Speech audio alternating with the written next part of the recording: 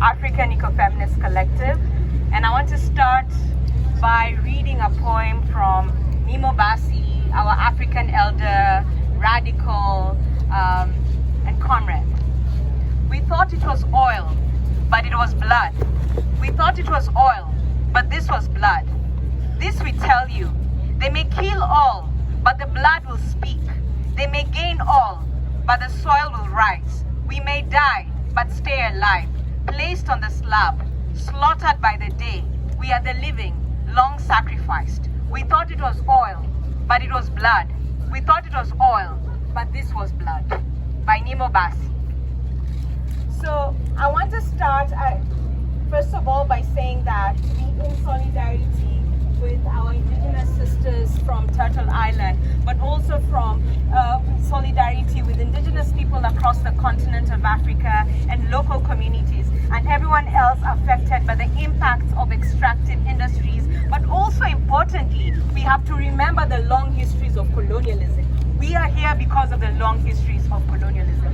Our solidarity extends also precisely because we share the same systems and structures of oppression over hundreds of years that continue to this day.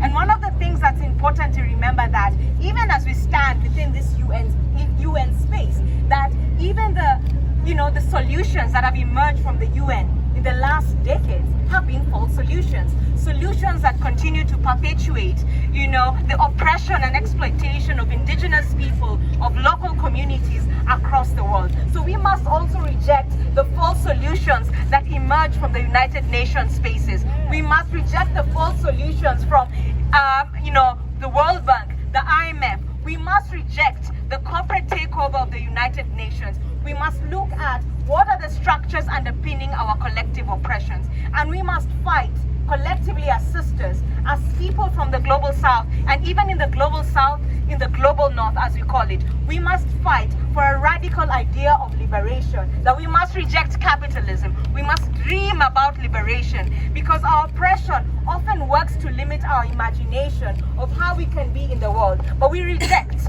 a system that commodifies nature, a system that commodifies the bodies of women and poor people across the world. We reject a system that tells us that we have to be disconnected from ourselves, from nature, from one another. We must fight for liberation. We must fight for a politics and a life that centers nature, but centers ourselves and centers liberation. Thank you so much.